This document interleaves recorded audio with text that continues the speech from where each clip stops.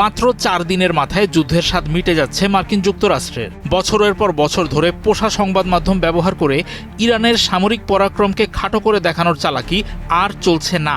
ইরানি drone আক্রমণের মুখে মার্কিন নৌবাহিনীর শক্তিমত্তার প্রকাশ, বিমানবাহী রণতরীও এবার মরে মরে অবস্থা।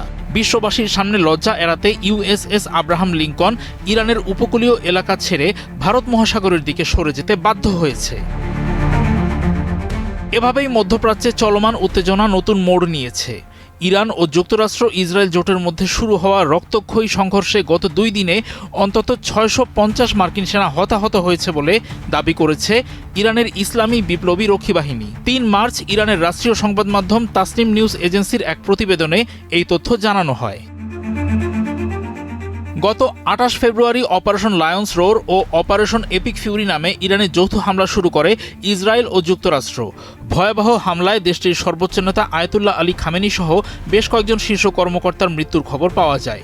জবাবে ইরান শুরু করেছে অপারেশন ট্রু প্রমিস 4। মধ্যপ্রাচ্যের মার্কিন ঘাঁটিগুলোতে তীব্র হামলা চালায় দেশটি।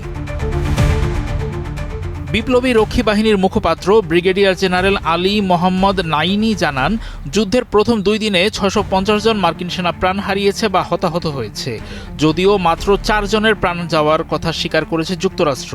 অথচ বাহরাইনে অবস্থিত মার্কিন নৌবাহিনীর 5ম নৌবহরের সদর দপ্তরে ড্রোন ও ক্ষেপণাস্ত্র হামলাতেই অন্তত 160 জন মার্কিন সদস্য হতাহত হয়েছে বলে খবর মিলেছে।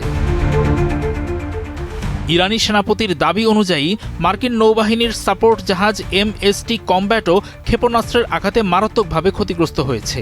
নাইনি আরও বলেন, যুক্তরাষ্ট্র তাদের ক্ষয়ক্ষতির প্রকৃত তথ্য গোপন করলেও ইরানের কাছে এসব ঘটনার নিশ্চিত প্রমাণ রয়েছে।